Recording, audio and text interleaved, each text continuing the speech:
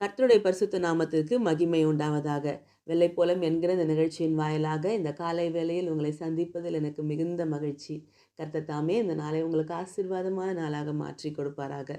ஒரு வேத வசனம் உங்களுக்காக வாசிக்கிறேன். ஆமோஸ் 5ஆம் அதிகாரம் அதன் 14ஆம் வசனம்.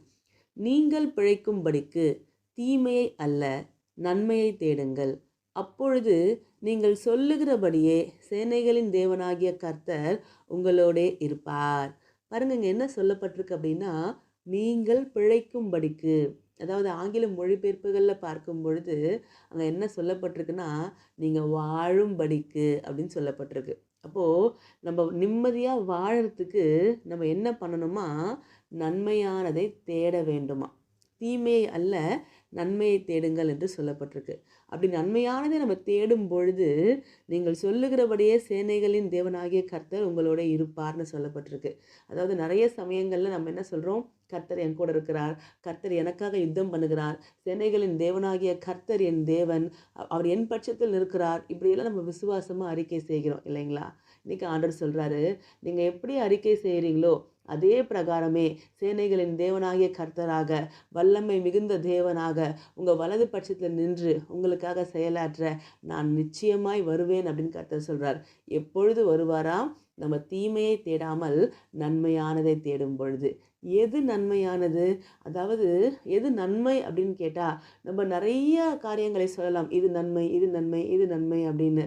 ஆனால் தேவனுடைய பார்வையில் எது நன்மையானது அப்படின்னு நீங்கள் கேட்டிங்கன்னா, அவர் வாயிலிருந்து கொடுக்கப்பட்ட இந்த பரிசுத்த வேதாகமம் தான் நன்மையானது.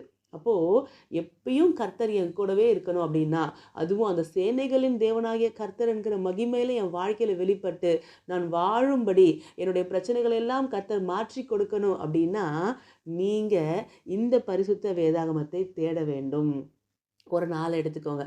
ஒவ்வொரு நாளும் நீங்கள் எதை தேடுறீங்கன்னு கொஞ்சம் யோசித்து பாருங்கள். அதாவது இப்படி சொல்லலாம், நீங்கள் மொபைலை ஃபஸ்ட்டு எடுக்கிறீங்கன்னு வச்சுக்கோங்களேன். உங்கள் மொபைலுடைய சர்ச் என்னவாக இருக்கிறது?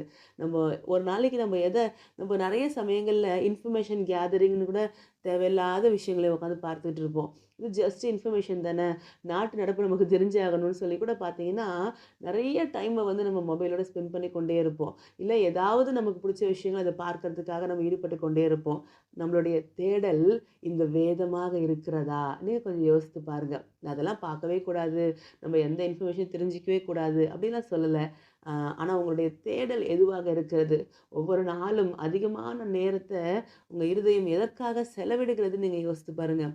ஒருவேளை நீங்கள் இந்த பரிசுத்த வேதாகமத்தோட இந்த நன்மையானதை தேடுவதற்காக இந்த நன்மையான வேத வசனத்தை எடுத்து அதில் தேடி வாசிப்பதற்கு உங்களுடைய நேரத்தை செலவிடுவீர்களானால், கர்த்தர் சொல்லுகிறார், நீங்கள் சொல்லுகிறபடியே உங்களை வாழ வைப்பதற்காக, உங்கள் யுத்தங்களை எல்லாம் ஓய பண்ணுவதற்காக சேனைகளின் தேவனாகிய கர்த்தர் உங்களோட கூட இருப்பார் அப்படின்னு சொல்லி. அப்போ இன்றைக்கி ஒரு தீர்மானத்தை எடுப்போம்.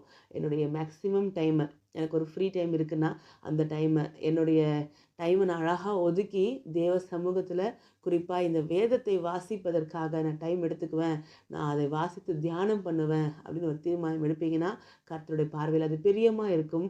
தேவன் உங்களோட கூட இருப்பார். நாம் ஜெபிக்கலாம். பரலோக தகப்பனே, ராஜா உம்மை ஸ்தோத்திரிக்கிறோம், உமக்கு நன்றி செலுத்துகிறோம். நீங்கள் சொன்ன வார்த்தையின்படியே ஆண்டவரே, நாங்கள் நன்மையான உம்முடைய வேதத்தை தேட எங்களுக்குள்ள ஒரு தீர்மானம் எடுக்கிறோம்.